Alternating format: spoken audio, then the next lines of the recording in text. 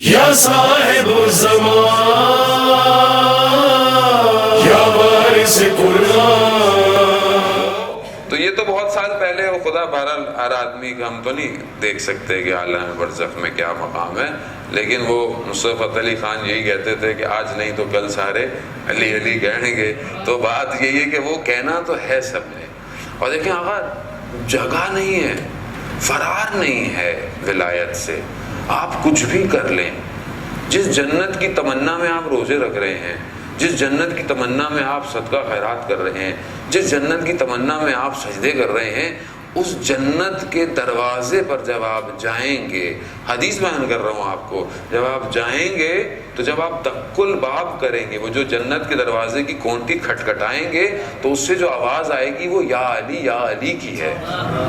تو اگر تو یہی تعلقات بنا لیے مولا سے تو وہاں کام آئیں گے، لیکن اگر یہاں تعلقات نہیں بنائے تو وہاں بھی کام نہیں آئیں گے.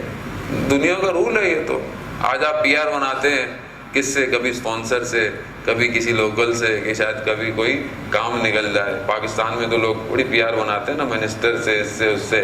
آج کل لوگ مولویوں سے بھی پی آر بناتے ہیں کہ مولانا کے بھی کوئی تعلقات ہو ہی جاتے ہیں، کچھ نہ کچھ تو نکال ہی دیں گے. لیکن بعض اوقات بیچارہ مولانا معاشرے میں یا نکاح پڑھواتا ہے یا بیچارہ جنازہ پڑھاتا ہے، اور اس کے علاوہ مولانا کو کیا، ارے مولانا کو کیا پتا دنیا میں کیا ہو رہا ہے. جی آپ ہی کو سب کچھ پتا ہے جو دنیا میں، کہ جب پھنستے ہیں تو پھر آپ مولانا کے پاس آ جاتے ہیں. تو بہتر ہے مولانا سے بھی پی آر اچھی بنا لیں، کیونکہ جنت کی فلائٹ مولانا کے پاس ہی ہے. باقی فلائٹوں کی آپ ٹکٹ کہیں اور سے لے لیں گے، لیکن جنت کی فلائٹ کا ٹکٹ اس ٹائم مولوی کے پاس ہے. اور کیوں نہ ہو، جس در کے بہلول جنت بانٹتے ہوں اس در کے طالب علم کیوں نہیں جنت بانٹ سکتے. تو بہرحال گھبرائیں نہیں. اب آپ بولیں گے مولانا جنت بانٹنے آئے ہیں اس سال عمان میں، آپ بے فکر رہے ہیں انشاءاللہ. جنت خدا کی ہے، جنت رضائے الہی ہے. خدا کی رضا علی کی مرضیوں میں پوشیدہ ہے. اگر اس ولایت کی مرضی پر زندگی گزر گئی جنت ہے، اور اگر اس ولایت کے مخالف رہے، یعنی زبان سے تو رہے مولا کے ماننے والے لیکن عمل میں پیچھے رہ گئے، تو ہماری اپنی شرمندگی ہے عزیزان محترم. یعنی وہاں پر جب قیامت میں برپا ہوگا تو وہاں جو دوسرے لوگ ہوں گے وہ تو مانتے ہی نہیں تھے، لیکن ہمیں شرم نہیں آئے گی کہ ہم تو مولا کے ماننے والے تھے اور کس صف میں کھڑے ہوئے.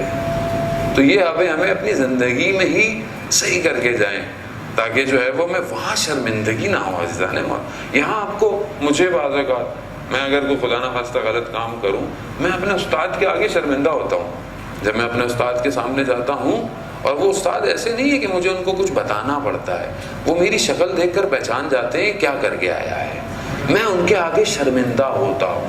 آیت اللہ عثمہ بہجت رضوان اللہ تعالیٰ علیہ کہ آپ کی صلوات ان کے درجات میں اضافہ فرمائے. اللہم صلی علی محمد وعلی محمد. آغا بہجت فرماتے تھے کہ جب میرے پاس آؤ استغفار کر کے آیا کرو.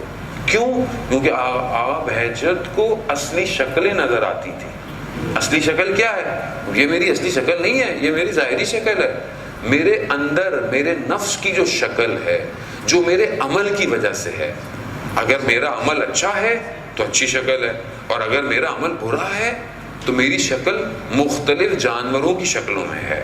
جتنا بدتر عمل خدا نہ خواستہ اتنا بدترین جانور ہوں میں، اور جتنا بہتر ہوں گا اتنی شکل میری بہتر ہے. تو اس لیے فرماتے تھے کہ جب میرے پاس آؤ تو استغفار کر کر آیا کرو. کیوں؟ تاکہ میں تمہاری صحیح شکلیں نہ دیکھوں. یعنی الہی نمائندے تھے، خدا غفار ہے، ستار ہے خدا، تو یہ بھی اپنے آپ کو اس میں تو ہم نہیں دیکھنا چاہتے تمہیں. بہت بڑے عالم دین تھے نجف اشرف کے اندر، اور جیسی مولا کی زیارت پہ جاتے تھے لیکن جب باہر آتے تھے تو اپنی ابا کو اپنے چہرے پر ڈھانپ کے آتے تھے. تو ان کا شاگرد در وقت انہیں دیکھتا تھا کہ یہ کیا کرتے ہیں. ایک دن سامنے آ گیا، کہا مجھے اس کا راز بتائیں.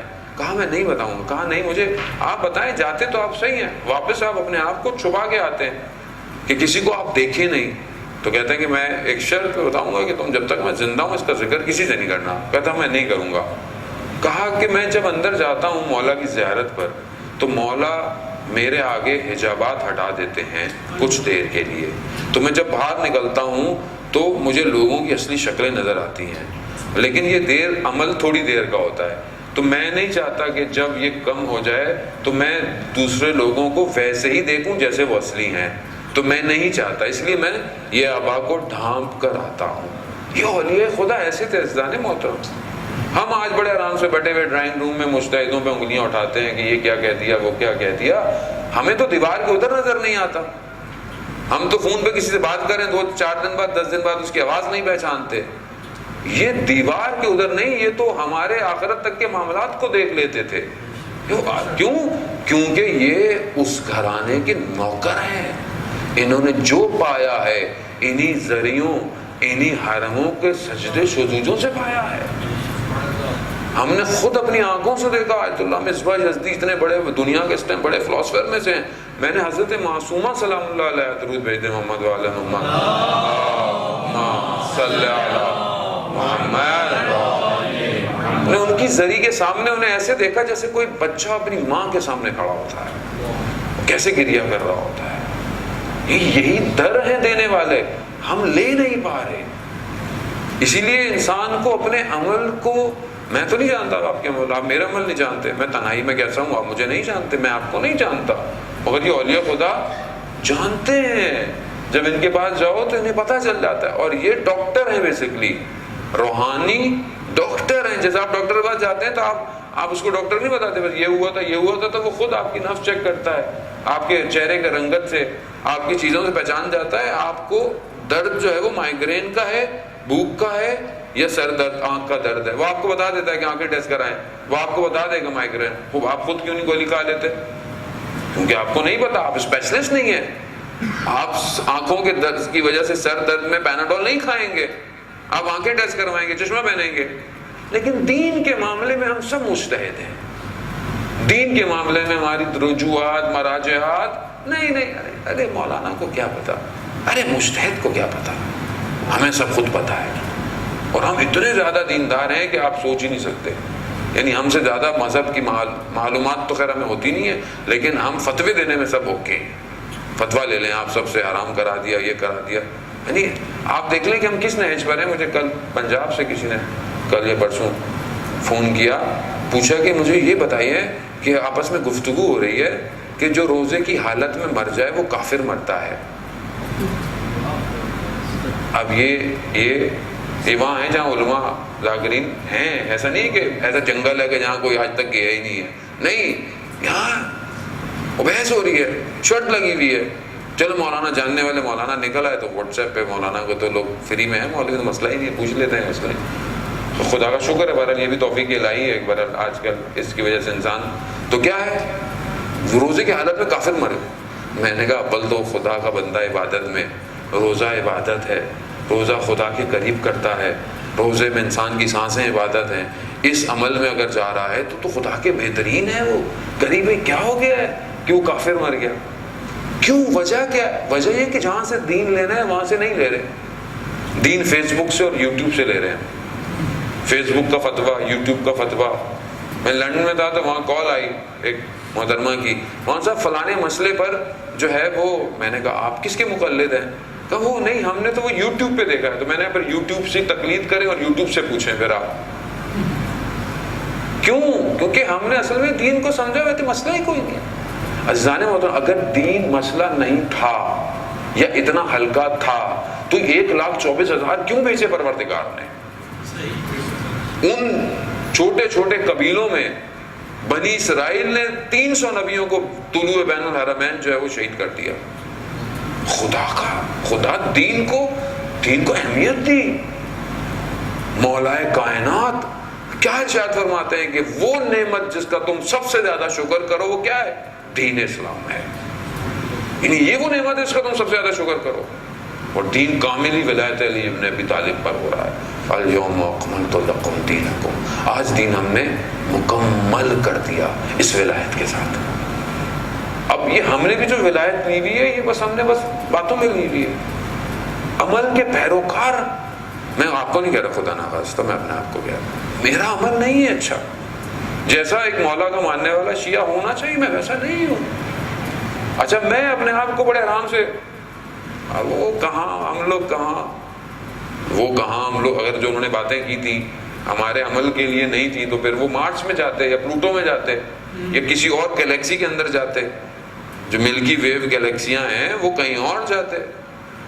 تو کائنات تو آپ کو دیکھیں نا آج کل جو ہے وہ ایک سورج کے دوسرے سورج تک ایک کے فاصلے پر پتہ نہیں 8,000 مائل کے فاصلے پر کائنات اتنی بڑی ہے کہ ابھی تک درک پہ درک نہیں کر پا رہا انسان. اور ابھی تو صرف ایک سٹیج نہیں ہو رہی ہے, باقی جو بلیک ہولز ہیں وہ کچھ اور ہیں. پھر اس کے بعد پتہ نہیں کہ یہ صرف مادیت ہے, یہ برزخ نہیں ہے. برزخ اس کے 8 گنا بڑی ہے. اور قیامت تو وہاں پر تو ہر شخص کے لیے جو مقام ہے وہ ایک الگ ہے. یعنی اگر ہم صرف خالق کی اس مخلوقات کو دیکھ لیں تو ہم سر سجدے سے کبھی نہیں اٹھائیں گے, کبھی نہیں اٹھائیں گے.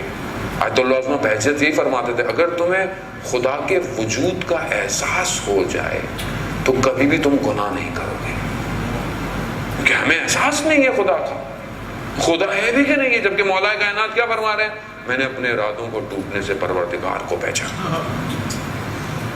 عزیزان محترم, ہم کنفیوژن کا شکار ہیں, ہمیں معرفت سے دور کیا جا رہا ہے.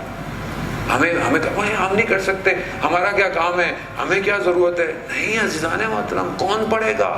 اس مکتب کے ماننے والے اگر نہج البلاغہ نہیں پڑھیں گے, اس مکتب کے ماننے والے اگر صحیفہ سجادیہ نہیں پڑھیں گے, اس مکتب کے ماننے والے اگر قرآن اور تفسیر نہیں پڑھیں گے تو کون پڑھے گا؟ صحیح تفسیر کس کے پاس ہے قرآن کی؟ اہل بہن. قرآن جسے قرآن جب نیزوں پہ اٹھایا گیا تو میرے مولا نے کیا کہا تھا, میں ناطق قرآن ہوں. یہ سامت قرآن ہے, البتہ وہ بھی خالی ڈبے تھے, قرآن نہیں تھا. نہیں, پھر بھی وہاں نے کہا کہ میں ناطق قرآن ہوں, مجھے چھوڑ رہے ہو. مہاراج آپ اپنے دل پر ہاتھ رکھیں, جمعے کا دن تھا, گزر گیا. ناطق قرآن جو ہمارے درمیان میں موجود ہے, کتنا میں نے اسے یاد کیا. قرآن صامت ہمارے پاس ہے, ناطق غیبت کے پردے میں ہے. صامت کو ہم سن رہے ہیں, پڑھ رہے ہیں,